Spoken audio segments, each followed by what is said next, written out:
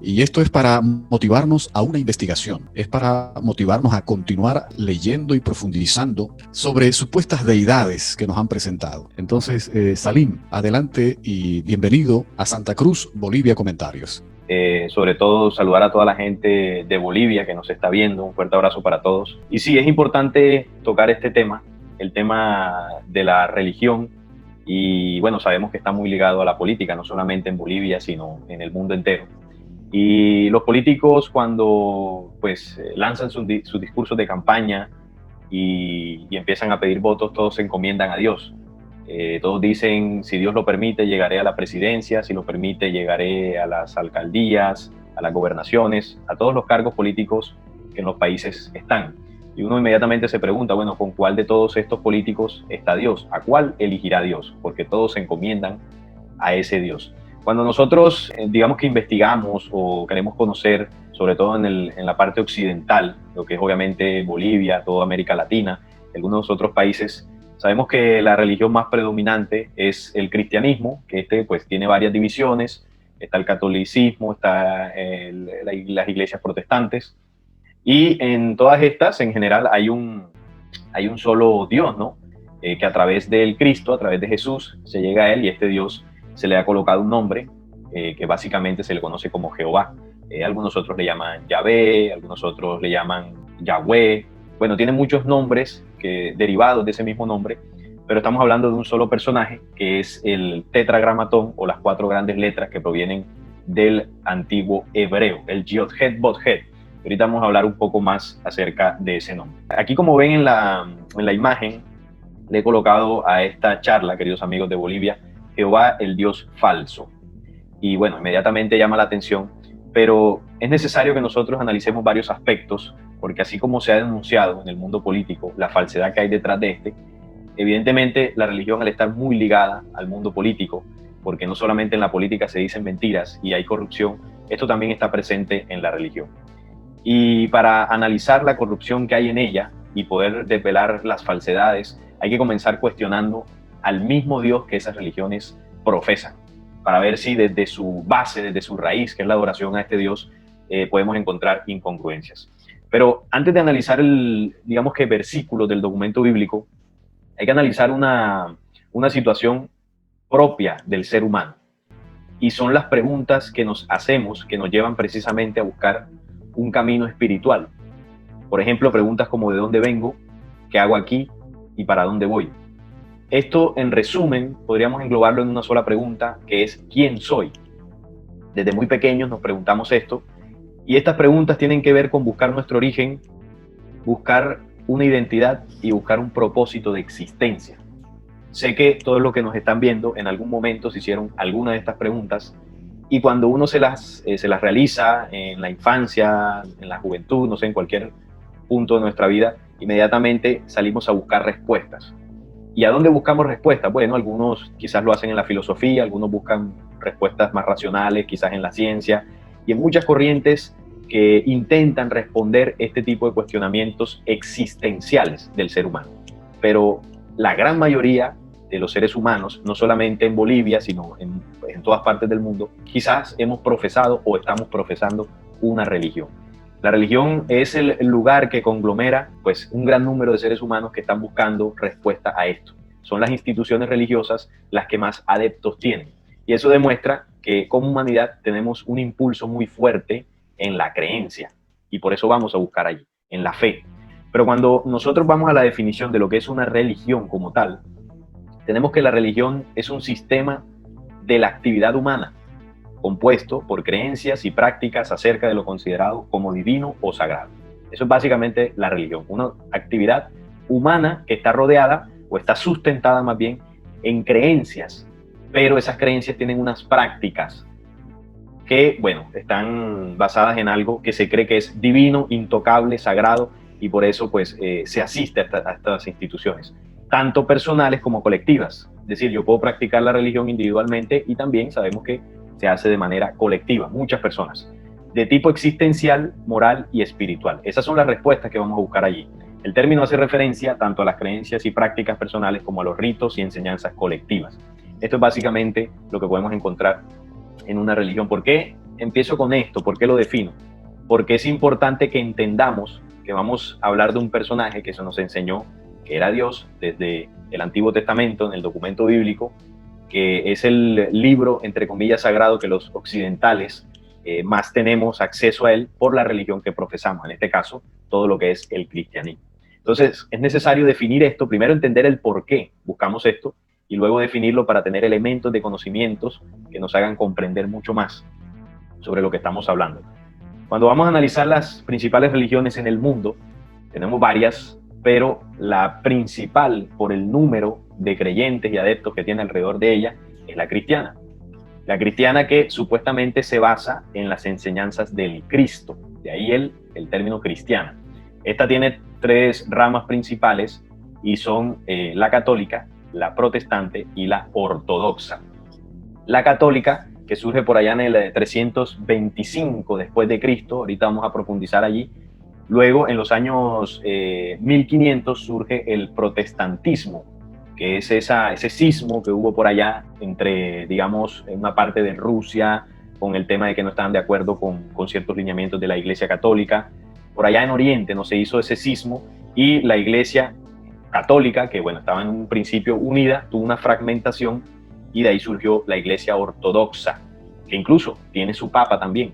Así como la Iglesia Católica tiene un papa, la Iglesia Ortodoxa también la tiene. Eso fue hacia el año 1000 más o menos. Muchos manejamos esta frase o estas conversaciones de decir que ya no somos colonizados, ya somos países libres, que acabó ese imperio. Pero sin embargo, si hablamos del Imperio Romano, el Imperio Romano continúa a través de su política. En este caso, si hablamos del derecho romano, las leyes, ¿no? Estamos regidos por las leyes romanas y por sus, vamos a decir, religiones. El tema de la religión católica surgió desde el Imperio Romano. Fue una religión naciente en el seno de ese Imperio Romano y aún permanece. Es decir, que la forma en que el Imperio Romano permanece principalmente es a través de esa religión. Así que es muy interesante ese apunte. Entonces, ahí están las tres ramas principales del cristianismo. La protestante, como decía, hacia los años 1500 con Martín Lutero. Y bueno, de ahí en adelante, en la rama protestante surgieron otras, testigos de Jehová, mormones, un sinnúmero de iglesias que hoy en día existen. La segunda religión más fuerte a nivel mundial es la musulmana. Y esta tiene dos ramas, que son los sunitas y los chiitas. Se dividió así luego de la muerte de Mahoma, en la disputa de quién quedaría al comando de esta religión y sus fieles. Y hubo dos facciones, ¿no? Los sunitas o los sunís y los chiís. Está también el judaísmo y muchas otras religiones como el budismo, hinduismo, zoroastrismo, animismo, gnosticismo, religiones chinas, indígenas, afroamericanas. Se dice, queridos amigos de Bolivia que nos ven, que hay alrededor del mundo más de 4000 religiones distintas. Antes había muchas más. Al pasar los tiempos, algunas fueron desapareciendo hasta que quedaran aproximadamente unas 4000.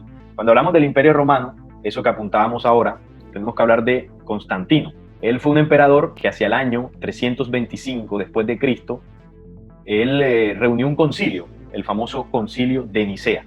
Y ese concilio tuvo por objetivo, debido a la situación del imperio en ese momento que se encontraba dividido religiosamente, porque una gran parte de ese imperio profesaba la fe del cristianismo, las enseñanzas cristianas, y bueno, sabemos que con la venida de Jesús eso generó un impacto muy fuerte, su mensaje por el contenido que tuvo y las cosas que hizo, ganó muchísimos adeptos en el tiempo.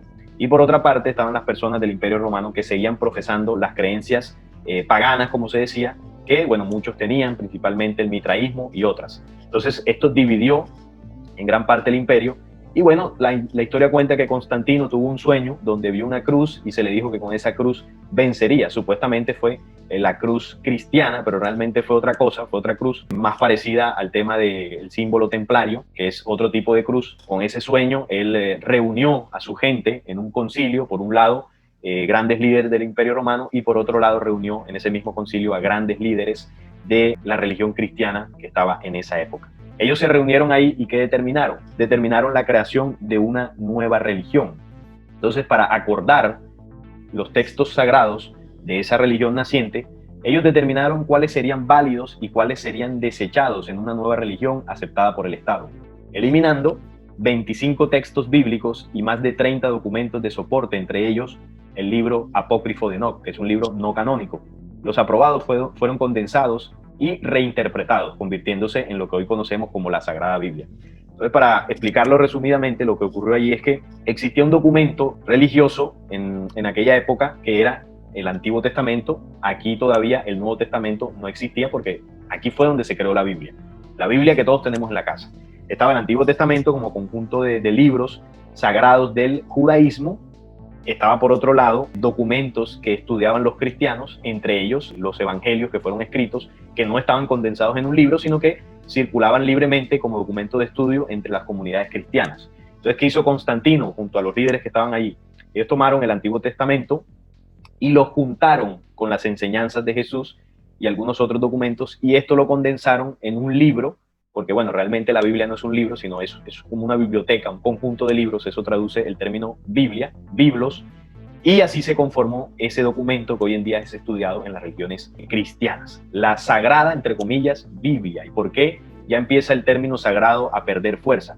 Porque el documento bíblico es ese conjunto que realizaron unos hombres basados en unos intereses muy personales y muy concretos para poder seguir gobernando. Esta reunión la hizo un emperador romano, y ese emperador, la intención que tenía era que su imperio no se fragmentara. Por otro lado, ellos sobornaron a los líderes cristianos ofreciéndoles templos, ofreciéndoles prebendas económicas, y ellos de esta forma accedieron a que se hiciera esa mezcla, y ahí surge la Biblia. Además de esto, dejó una herencia incompleta de la sabiduría contenida en los textos originales, eliminando información sobre quiénes somos, de dónde venimos, por qué estamos aquí y qué podemos esperar que suceda. ¿Qué sucedió aquí? Resulta que la información que está en la Biblia está sesgada en los libros que ya la componen, y además se dejaron por fuera otros documentos que eran muy importantes para que cuando la humanidad, cualquiera de nosotros, tuviese acceso a ellos, empezáramos a tener respuestas sobre esas preguntas que yo planteaba al principio. Por ejemplo, hay mucha información que quedó por fuera en documentos que se llaman apócrifos, que aportan información valiosa. Y ahorita lo vamos a comprender un poco más. Entonces, aquí lo que se hizo, queridos amigos de Bolivia que nos están viendo, fue una manipulación intencional para crear un nuevo libro sagrado para una nueva religión naciente. ¿Cuál fue la religión que nació a partir del 325? Lo que todos conocemos como Iglesia Católica o religión católica. Católico viene de universal, la Iglesia universal, es decir, la Iglesia de todos. Por eso se hizo la mezcla del cristianismo, que era lo que unos profesaban, y se mezcló con el judaísmo, pero se mezcló con tradiciones paganas que profesaban muchas personas del Imperio Romano. Si nosotros analizamos el catolicismo, tiene muchas cosas de religiones egipcias y de otras religiones que componían el Imperio Romano. Entonces, por eso era la iglesia de todos, para complacerlos a todos.